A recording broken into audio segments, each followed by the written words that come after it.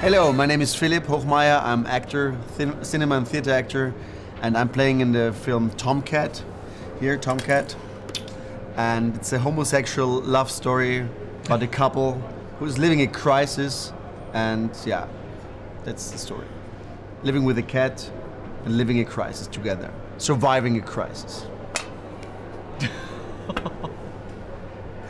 I'm Händl Klaus, and I am the director, writer of the screenplay, and yeah, it's my cat Tony as Moses, and Philipp and Lukas playing Andreas and Stefan, and we share their life. Yeah. And love, and time, and house. Yeah. Ja. Das war das Probespiel aus, jetzt wäre dann ein Streicherprobe. Probespiel für Flöteakademie. Das müssen doch alle hören, nicht nur die Bläser. Hat er recht. Moses, du bist ja auch musikalisch. Katzenmusik. Und alle abstimmen drüber. Wir sind aber Orchester, entschuldige. Das ist schwierig, weil der Chef danach schon in Berlin ist. Da muss man es halt verschieben. Manchmal hat man echt das Gefühl, es arbeitet gegen uns. Ich sicher nicht, ich bin bei euch. Kissen bitte umdrehen, Katzenseite, Menschenseite. Menschenseite. Das gehört ja alles dem Moses eigentlich, gell? Alles voller Haar. Stefan, ist der Wein schon offen? Ah, der riecht schon so gut. Hände waschen. Schau mal rüber. Na, bitte nicht. Ich mag keine Katzen. Ja, das ist bekannt. Ich finde das echt unhygienisch. Ja, das ist ein sauberes Tier. Ich habe einen Hunger. Heiß, heiß, heiß. Danke. Well, first of all, thank you very much for doing this interview with us. Thank you for the invitation. My first question was, how did you come up with the question? Was that something that developed over time, or was it very spontaneous? Come up with the story, was that something that developed over time, or was that something that came very spontaneously? To me, it came like an accident. It was the day after having finished my first film, March, and I was strolling with my DOP, Gerald Kerklitz, through the city of Innsbruck, and it just, I don't know, came to my mind, and it was so clearly there, and I told him about it, and from then on we kept talking about it, and I was developing it through a long time. I had many drafts of the screenplay, and actually it changed a bit over the years, because I needed to confront the characters in a way that was not so clear in the beginning, as to the abyss, because the thing that happens and that lurks within us, when that happens and the characters are confronted with guilt, they really have to go into it, into that search movement. And at first I had made it too easy for myself and for the characters. I had kept it more of a secret, and now they're really working on it. And I think that is what is also speaking for their relationship, and what's part of their relationship and part of their love, to be able to confront each other with questions or with states of, emotional states that are in a way questioning, inquisitive, but in a body language also a kind of communication. Well, the search inside of themselves, how did you experience that? Like, how did you approach the role, and how was it for you to question the character? There is no character, no question. There is a very a big intimacy between a homosexual couple, and that was the research, and the characters came through our bodies and through this literature and through the situation we had together with this cat in this house. We stayed in the house for a very long time. We lived there with the cat for a long time, and the living there made the characters and made the story alive. So that's it. And I think it's a story about guilt and forgiveness, and this research was real and was happening in this together, you know, in this situation together. It was a very atmospheric thing. We were looking very hard for a place. I'm sorry. Oh my gosh. We were looking very hard for a place that would have sort of a kind of soul.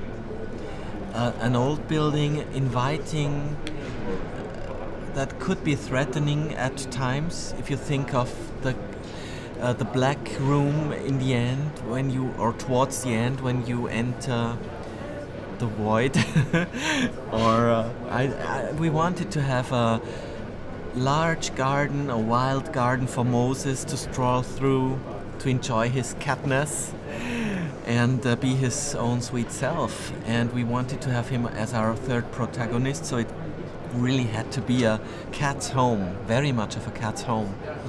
And to adapt the cat's life with our lives, and while this research, the characters were and the story were built, so I think, you know, became alive. Yeah. So it was a bit of a work in progress as well, developing while filming? By chance, one of the Nebendarsteller, supporting actors lost 30 kilos, and we had to make the scenes again a year later. 30 kilos, yeah. And we had to redo the scenes a year later. So we had a big period to develop this life together. You know. I must say that it was very well prepared, and a work of progress it was before shooting started, really, because we had to establish something that we could enter and that we could take for a living, really.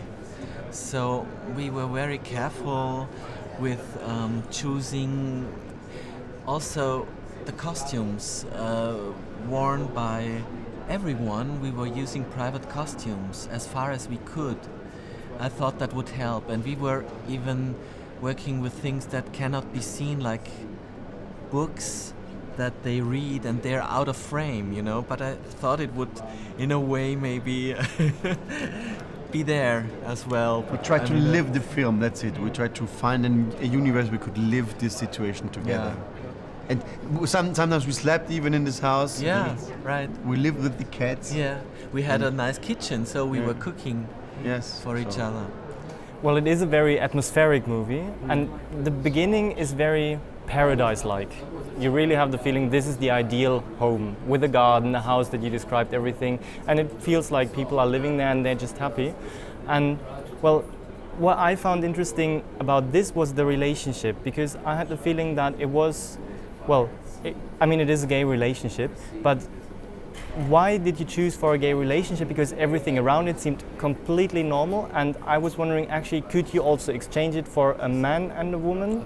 Or would you say it needs to be two men? No, absolutely not.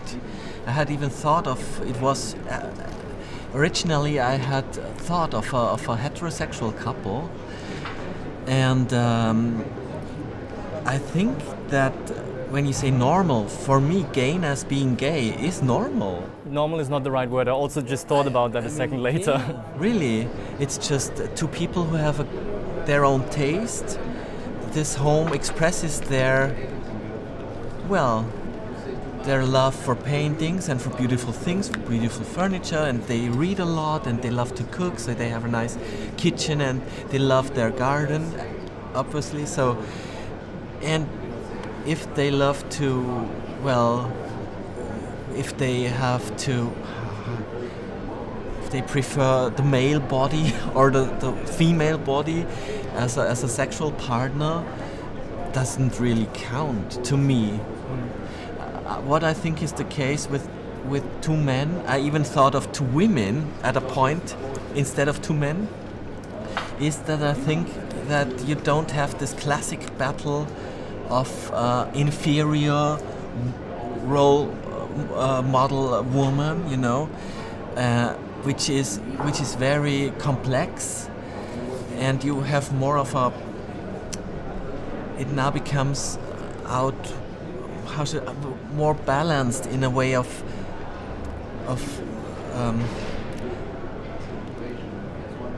what's the word?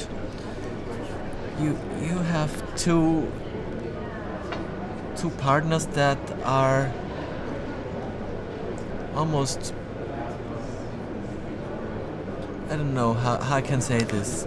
Maybe you can get what what I want to say without me having said, but Well, maybe I understand it right that you sort of try to get rid of the structures of society as well, that normally structure a heterosexual relationship. Yeah, that's it. Thank you so much. You're welcome. Well, well, that was something I found very interesting because I have the feeling that that is something you see very often nowadays in queer cinema. This step towards showing, well, what I just called normality, that they have a life like everyone else. Yeah. And I have the feeling that that is something that is very recent in queer cinema. Yeah.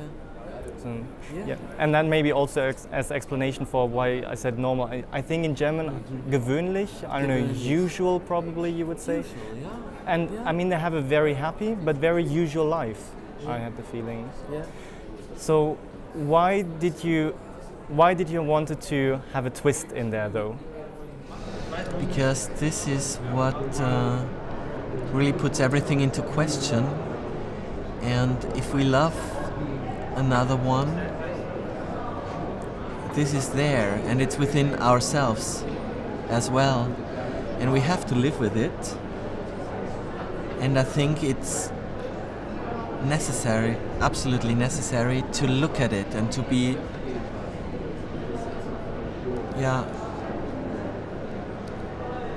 to be aware of it, that it's there. And to love someone also means to love what could be in him. So it is a love story for me.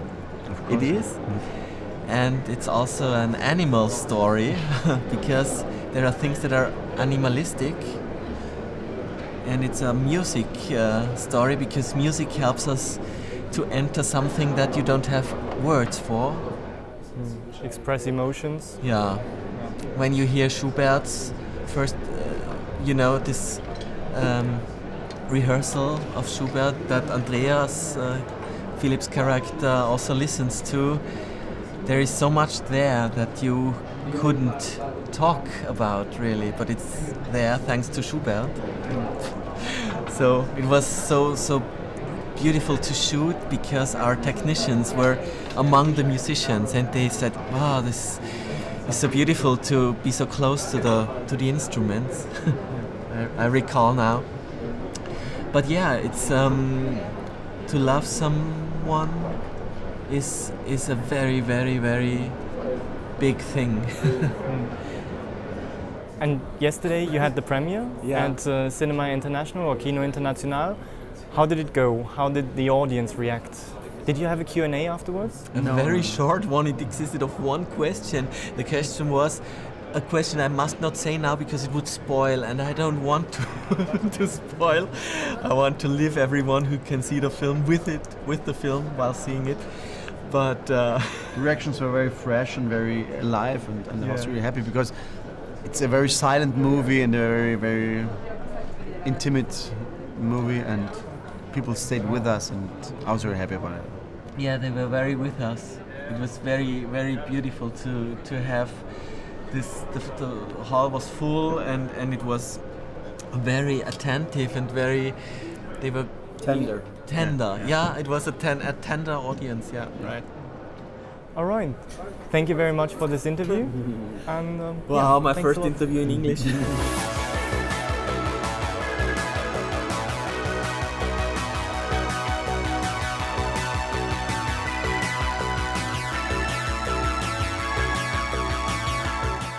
So gut.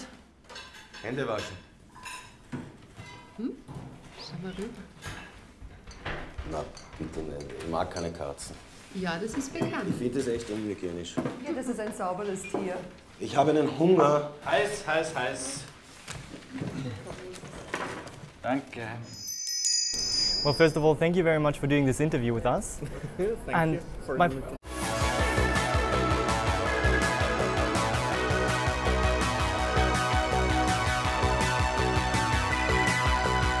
Hello, my name is Philipp Hochmair. I'm actor, cinema and theater actor, and I'm playing in the film Tomcat. Here, Tomcat. And it's a homosexual love story about a couple who's living a crisis, and yeah, that's the story. Living Philipp and Lukas playing Andreas and Stefan, and we share their life. Yeah. and love and time and house. Ja. Ja. Das war das Probespiel ansetzt während einer Streicherprobe. Probespiel für Flöte Akademie. Das müssen doch alle hören, nicht nur die Bläser. Hat er recht. Moses, du bist ja auch Musikalisch. Katzenmusik. Und alle abstimmen drüber. Wir sind ein Orchester, entschuldige. Das ist schwierig, weil der Chef danach schon in Berlin ist. Da muss man es halt verschieben. Manchmal hat man echt das Gefühl, es arbeitet gegen uns. Ich sicher nicht, ich bin bei euch. Kissen bitte umdrehen, Katzenseite, Menschenseite. Menschenseite. Das gehört ja alles dem Moses eigentlich, gell? Alles voller Haar. Stefan ist der Weinschofen. Ah, der riecht schon. With a cat and living a crisis together. Surviving a crisis. I'm Händl Klaus, and I am the director, writer of the screenplay, and yeah, it's my cat Tony as Moses, and